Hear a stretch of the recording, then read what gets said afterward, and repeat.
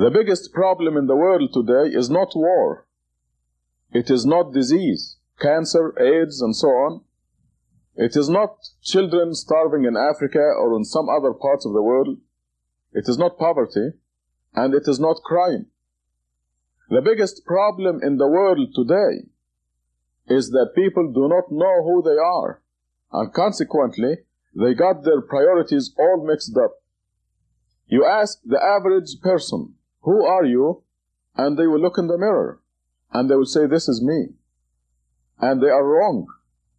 When you look in the mirror, you do not see yourself, quote unquote, you see your body.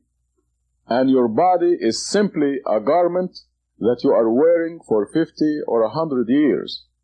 Then you shed it. You know, it's a matter of common sense. There is a difference between a living body and a dead body. The living body is full of vitality and spark, and when it dies, the spark is gone and becomes stiff, just like a piece of wood. And we know that something is gone. The person is gone. So we can easily agree that a person consists of a body and a soul. And the soul is the real person. And this is where the people fail to recognize who they are. If they knew that the body is not them, they will rearrange their priorities and they will pay more attention to themselves, their selves, not their bodies. A person goes to school for many, many years, works hard, takes examinations, and even after school he gets a job to make some money and so on. All this to care for the body. A vanishing entity that will become stiff, dead someday. And when that day comes, almost everyone will look at that lifeless body and say, "For this thing, I went to school, I worked hard, I took examinations, I earned a lot of money, and I spent it all to care for this thing, this vanishing, stiff part of me. What did I do for myself?" There is something that we must do. And this is what life is all about. We have to rearrange our priorities, and this cannot result without knowing that I am a body and a soul, and I must put the body in the service of the soul. To drive the point home, just take an average person and ask him or her, what did you feed yourself today? What did you feed your soul today? Let's start with the question, what did you feed your body today? And they will tell you, I gave my body breakfast, lunch, dinner, numerous snacks, but they gave nothing to the real person, to themselves. What did they feed themselves? We nourish the babies when we are born. We give the baby milk and so on, and then the baby grows, becomes a child, and we give him potatoes and meat and rice, and the body grows to 5 or 6 feet. But what did we do for the real person? This is the major question that we're addressing right now. This is what life is all about. People are giving attention to the vanishing entity and totally ignoring the real person. There is such a thing as food for the soul, nourishment for the real person. And now, the new thing that I have for you is tangible evidence that there is food and nutrition for the real person.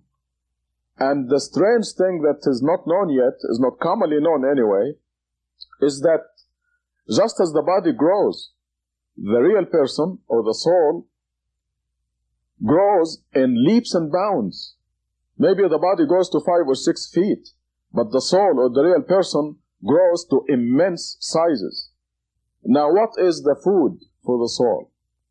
This tangible evidence that we just obtained tells us, the evidence, by the way, comes from the Creator, from God Himself. And He tells us that we must make contact with God every day to cause this nutrition and nourishment of the soul. Because the soul is literally a piece of God. And God says, if you have anything to do with me, with God, your soul will grow. If you remember, in the Bible at the beginning, God said He breathed into Adam the breath of life. So the soul is part of God's breath. And if we have anything to do with God, we grow. However, there is a specific set of nutrition that we can offer to ourselves. Another question that illustrates this biggest problem in the world, namely that the people do not know who they are, is that you ask the average person, how old are you? And he or she will give you a number somewhere between 15 and 85 years old. Wrong. Again. Any person, the real person, is a few billion years old. And this is the new information that we obtained from this new tangible evidence. You can easily see the problem if we illustrate a little bit how the human being consists of two entities.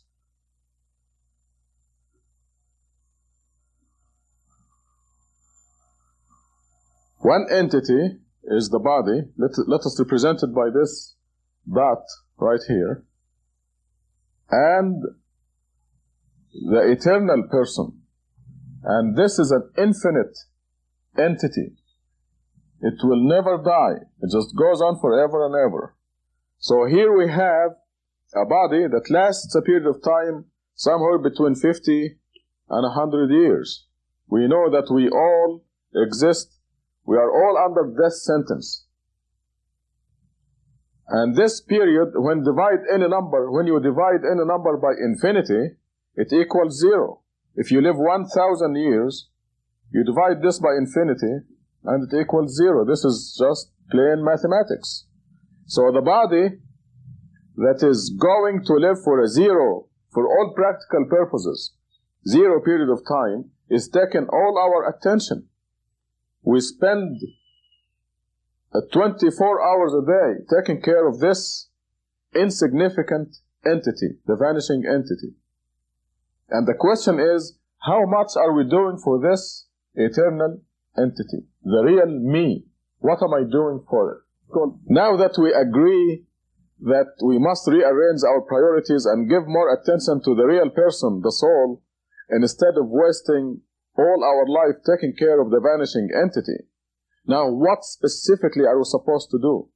You know, there are so many people who are talking in vague terms about capturing the heavenly light and dissolving it into your whole being, and all this doesn't mean a thing, all these things. It is much more practical than that. It is much more specific than that. And God has been sending to us the exact methodology of developing our person, our real self, since Adam, since the first human being.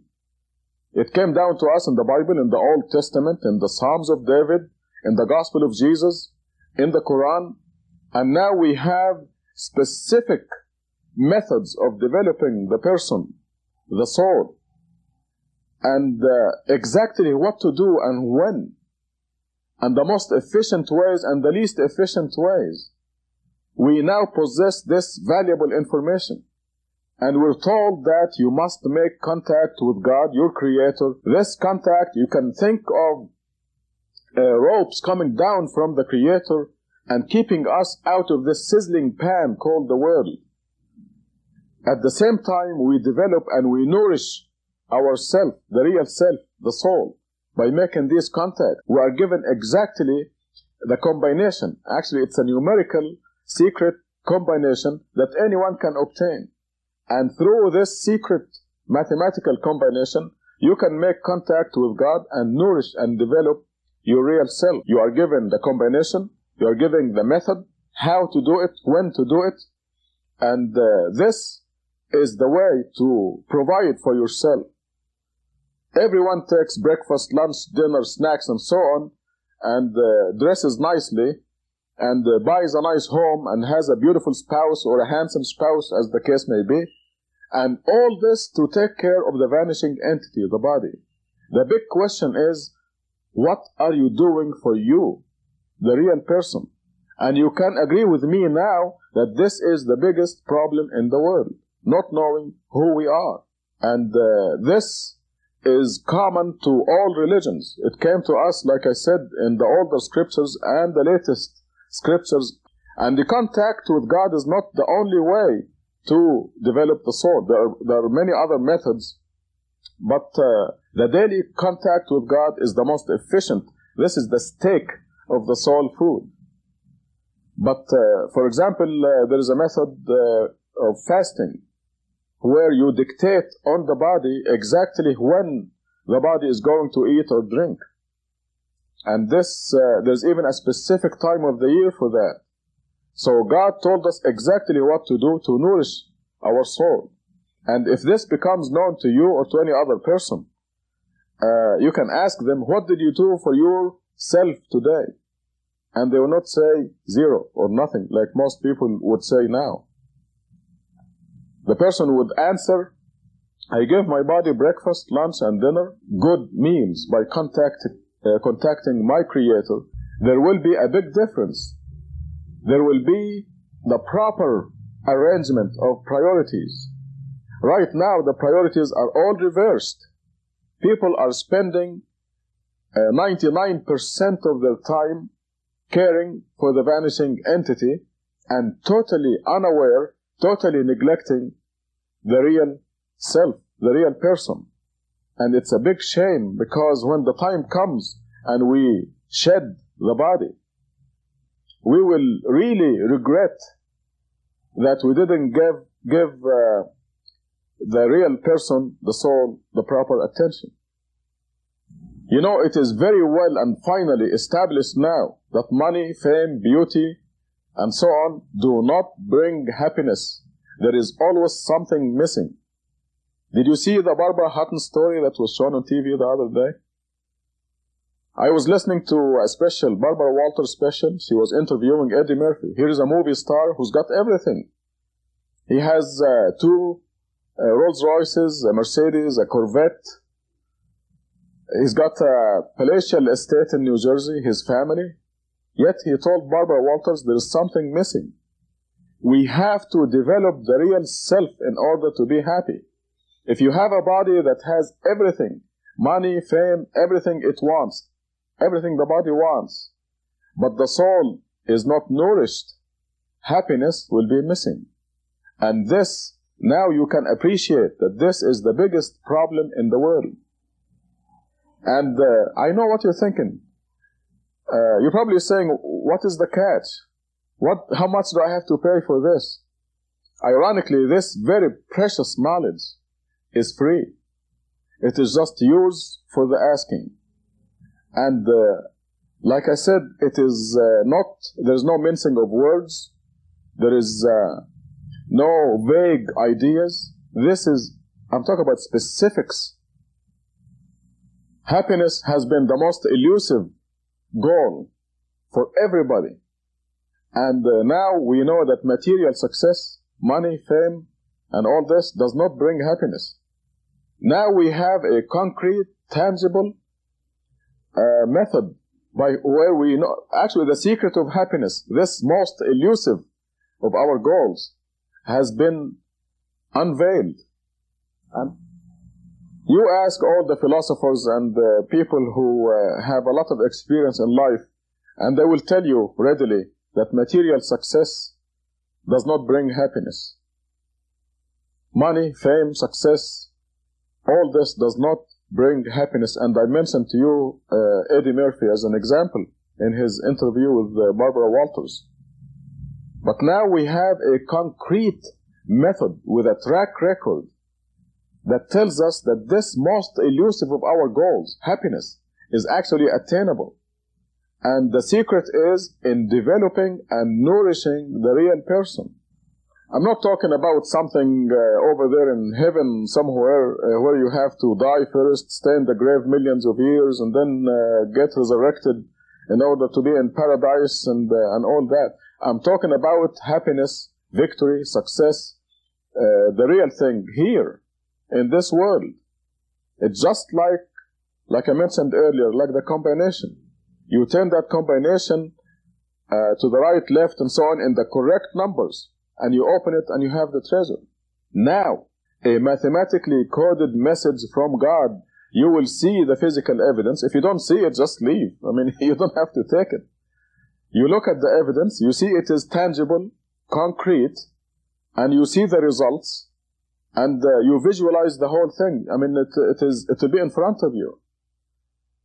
There is no imagination or speculation or conjecture. This is the real thing.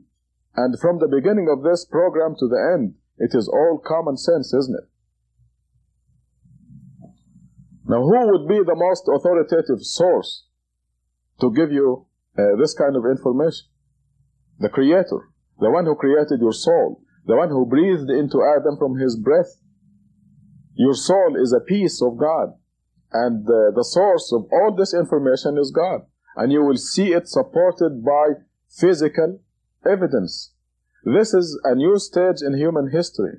You live in this world only one life, and then we move on to a new stage, the eternal real life, where everyone is assigned a rank and a position depending on how much you nourished your real self.